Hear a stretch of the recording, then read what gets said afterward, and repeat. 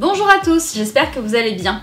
Aujourd'hui on se retrouve dans cette toute nouvelle vidéo YouTube pour un thème que j'ai décidé de faire il y a quelques jours, c'est-à-dire une foire aux questions. Je vous ai donc mis sur Instagram le petit sondage si ça vous intéressait, vous étiez une grande majorité à avoir envie que je la fasse. Et du coup je vous ai mis par la suite un petit espace de foire aux questions pour que vous puissiez me poser les questions qui vous intéressent afin que j'y réponde aujourd'hui en vidéo. Vous êtes prêts? Alors c'est parti! Alors la première question que j'ai reçue c'est: peux-tu nous donner des exemples de retouches les plus longues et difficiles? Alors, des exemples de retouches les plus longues et difficiles, je les ai faites récemment. Si vous voulez, je vous mets des petits exemples juste ici. C'est les retouches que j'ai faites lorsqu'on a fait une rencontre photo avec Elvis, donc de Grace qui était en Yennefer de la série The Witchers. Enfin, qui était d'abord un jeu et un livre paraît-il, mais bon, je ne connais que la série. C'était compliqué pour moi sur ces retouches-là, c'était de me lancer dans quelque chose que je ne connaissais pas, à savoir tout ce qui était création d'images un peu féeriques via Photoshop. C'est quelque chose qui m'a demandé beaucoup de temps, j'ai mis très longtemps à la faire, j'ai mis un bon moment à la développer et sur une photo j'ai dû passer 1h30, 2h. J'avais mis une petite vidéo de tout ce qu'il y avait comme étape à faire dessus, donc ça part de la création colorimétrique de la photo, à après trouver des PNG, les rajouter, les incruster, faire un petit peu de modification de couleur, de modification de température et tout, et pour créer une espèce d'ambiance sur une photo. C'est pas forcément celle dont je suis le plus fière, on va dire niveau résultat, mais je suis fière de moi techniquement parlant d'avoir petit à petit réussi un peu à manipuler le logiciel qui pour moi est des fois très, on va dire, épuisant. Donc je suis contente de mon travail là-dessus à ce niveau-là. La deuxième question, elle est bien entendu posée par la principale intéressée, à savoir parle-nous de ta première assistante marketing, comment vous bossiez ensemble.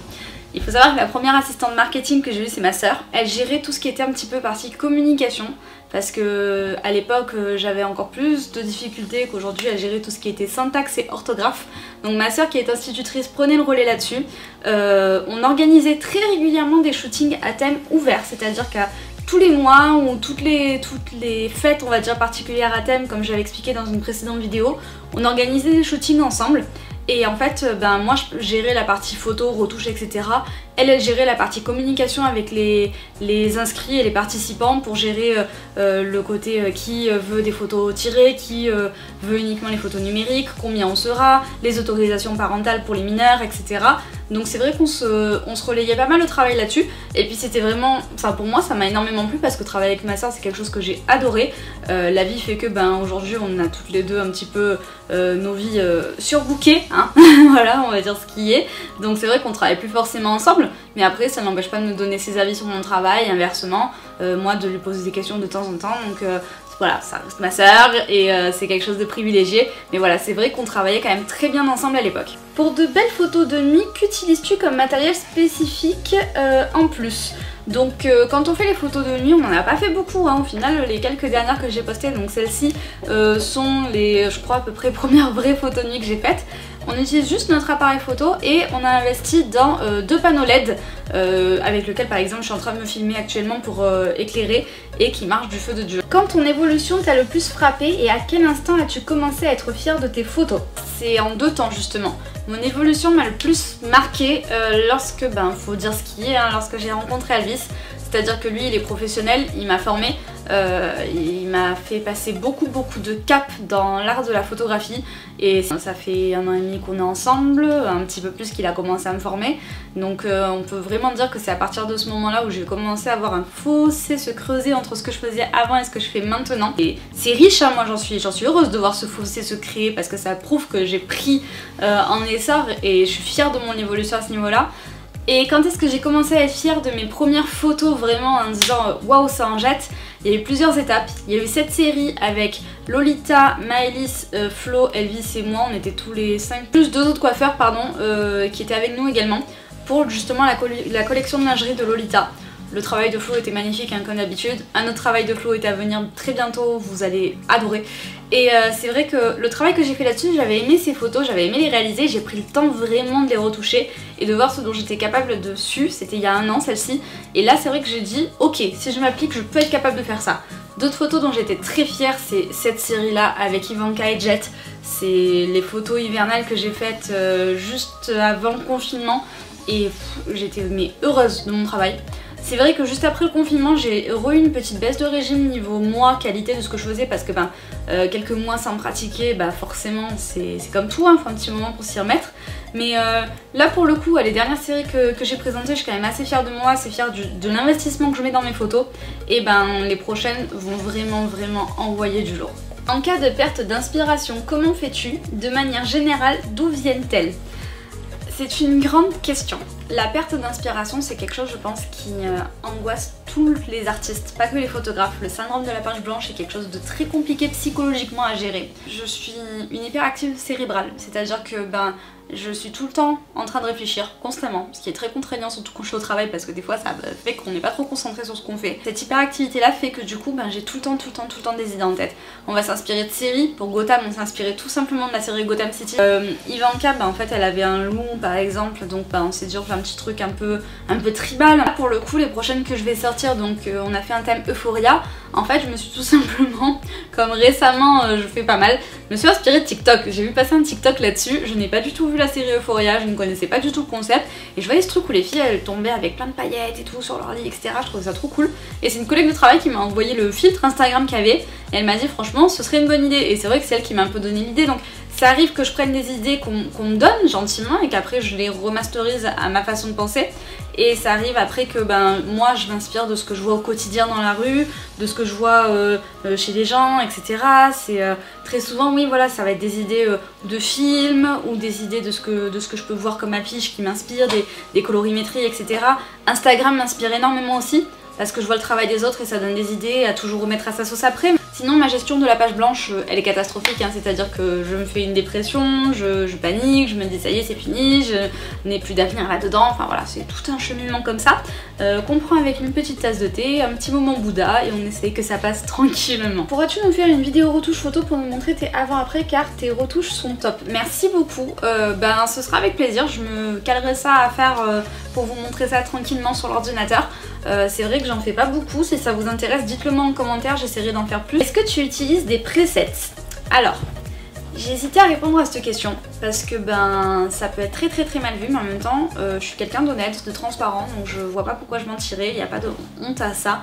Oui j'utilise des presets, alors je fais pas juste du preset fini, plus de photos, je m'utilise de presets comme base. Premièrement pour gagner du temps, parce que quand on retouche tout un mariage par exemple, c'est très long de refaire toutes ces colorimétries sur toutes les photos pour avoir exactement la même, donc c'est vrai que le preset ça aide beaucoup. Et deuxièmement, ça donne justement une assurance. Comme je dis, sur une série où vous avez des dizaines de photos à retoucher pour les mariages ou les événements comme ça, et que vous voulez leur donner un petit côté un petit peu justement particulier, une atmosphère, et que vous voulez pas laisser la photo plate, c'est compliqué d'avoir l'assurance de se dire que soi-même tout seul, en bidouillant sur chaque photo au bout de la 300e quand on a arrêté entre temps parce qu'on était allé se coucher et qu'on reprend le lendemain matin, c'est compliqué de garder la même thématique de colorimétrie à force d'avoir les yeux sur l'ordinateur. Donc c'est vrai que ça donne une harmonie de son travail sur toute une série. Réalises-tu des collaborations pour tes projets personnels? Alors oui, je fais des collaborations. Par exemple le thème Euphoria c'est une collaboration, le thème Gotham c'est une collaboration. Je fais des collaborations quand je crée des nouveaux projets. C'est-à-dire qu'on met en place une idée, on veut la monter, on sait pas ce que ça va donner, là on le fait en collaboration pour voir justement, pour démarcher, parce que c'est moi qui suis dans la demande de créer mon idée. Donc je démarche moi les modèles, je démarche moi les make-up artistes, parfois des coiffeurs aussi. Donc forcément je ne vais pas leur dire je vous démarche les gars, vous venez travailler avec moi, mais par contre vous me payez. Non. Après il faut savoir que tous les projets que je fais, qui sont tous dans ma vitrine Instagram comme je dis sur mon feed, ce sont tous des projets qui sont réalisables à nouveau à la commande. Je les monte en collaboration, je crée le projet de toutes pièces avec les collaborateurs avec lesquels je travaille. Une fois que ce projet est monté, si le make-up est disponible pendant que moi je suis disponible et que une personne me dit oh, ce projet il m'a trop plu, est-ce que je pourrais le faire aussi? Et là on parle de demande du client. Donc à ce moment-là, on part sur une rémunération. En fait, le client va commander son shooting à thème. Il faut savoir que les collaborations, voilà, c'est vraiment délicat. Nous, en tant qu'artistes, comme je le répète à chaque fois, on a également des factures à payer à la fin du mois. On a également besoin de se nourrir. On ne peut pas se permettre de ne faire que des collaborations. On monte les projets en collaboration pour exprimer nos idées qu'on a dans nos têtes et les mettre à plat visuel. Par contre, une fois que c'est de la demande du client, là où effectivement ça se transforme en client et ça devient de la rémunération. As-tu fait une formation ou es-tu autodidacte? Je suis à moitié autodidacte, c'est-à-dire que les premiers temps j'ai commencé à apprendre de moi-même, à chercher de mon côté et tout, et ensuite c'est Elvis qui m'a formée, donc Elvis Lacaze, je vous mets son Instagram juste ici, c'est lui qui m'a formée, c'est un excellent formateur, je dis pas ça parce que je le supporte depuis 1 an et demi, c'est vraiment quelqu'un qui a de la pédagogie, qui a de la patience, qui a beaucoup de connaissances. Il s'y connaît énormément dans tout ce qui est logiciel de retouche, il s'y connaît dans ce qui est prise de vue, il connaît dans tout ce qui est guidage de modèles et position pour les shootings. Donc c'est quelqu'un qui a un savoir hors pair et surtout le plus important qui a l'envie de transmettre son savoir. Donc moi je le recommande forcément à 300% s'il y en a qui veulent être formés. C'est vraiment un très bon professeur quoi qu'il arrive, il n'y a pas de doute là-dessus. Combien de temps en moyenne après une séance pour retoucher les photos? Alors si c'est un shooting standard, donc comme mes formules je fais ou à 5 ou à 10 photos retouchées, je donne un délai à peu près de 15 jours. Très souvent je les rends avant, mais vu qu'en ce moment j'ai repris le boulot à côté et que je jongle entre, je veux dire j'ai un shooting en cours de retouche, j'en shoot un autre, etc. et tout, ça se cumule un petit peu en roulement. Donc je préfère donner un délai de 15 jours pour donner ce laps de temps pour pouvoir les retoucher comme il faut, pour prendre le temps qu'il faut pour les retoucher. Parce qu'il faut savoir qu'une photo, une seule, c'est minimum 45 minutes, voire 1 heure, 1 heure et demie si vous faites vraiment un travail très propre dessus, si c'est un portrait vraiment qui nécessite un travail de retouche de peau, etc. Donc c'est très long, c'est un travail qui est vraiment minutieux. Du coup je préfère donner ce délai de 15 jours parce qu'on a tous une vie à côté, on a nos obligations. Au moins je sais que je suis large là-dedans et que si je le rends avant, les clients seront contents de recevoir leurs photos avant. Et si j'avais jusqu'à ce délai de 15 jours, c'est pas grave parce que c'est le délai que j'ai donné. Pour les mariés c'est pareil, vu que c'est généralement on rend plus de 300 photos et qu'on en a pris je ne sais combien le jour même, le temps de trier tout ça, de retoucher, etc. Les mariés, je donne un délai plus long, entre 1 mois et demi à peu près, pour avoir le temps de faire ça tranquillement justement et de pouvoir prendre le temps de faire les choses propres. Si je donne un délai trop court et que je veux le rendre à temps, le problème c'est que je vais le bâcler et que le résultat ne sera pas le résultat attendu. Donc autant faire les choses comme il faut, donner un délai un petit peu plus long, mais être sûr qu'à la fin le résultat sera là et sera propre. Et voilà, c'est déjà la fin de cette FAQ, j'espère qu'elle vous aura plu, qu'elle aura répondu aux questions de ceux qui les ont posées, qu'elle aura répondu aux questions de ceux qui les ont pas posées mais qui regardent cette vidéo, qu'elle vous aura donné envie d'en connaître plus sur mon travail et de me suivre au quotidien et de venir me parler aussi. Si vous avez des questions ou autre, vous pouvez très bien venir me parler, je suis très accessible, il n'y a aucun souci là-dessus. Si cette vidéo vous a plu, je vous invite à vous abonner à ma chaîne pour me suivre au quotidien et pour voir mon évolution de travail avec tout le contenu qui va venir dessus. Je vous invite également à la liker, la partager, la commenter, bref, comme vous voulez. En attendant, pour les plus curieux d'entre vous, je vous dis à très bientôt pour de nouvelles vidéos. N'hésitez pas à venir suivre mon travail sur Instagram, je suis active quotidiennement sur ce réseau social là. Prenez votre appareil en main et allez faire de belles photos. Ciao!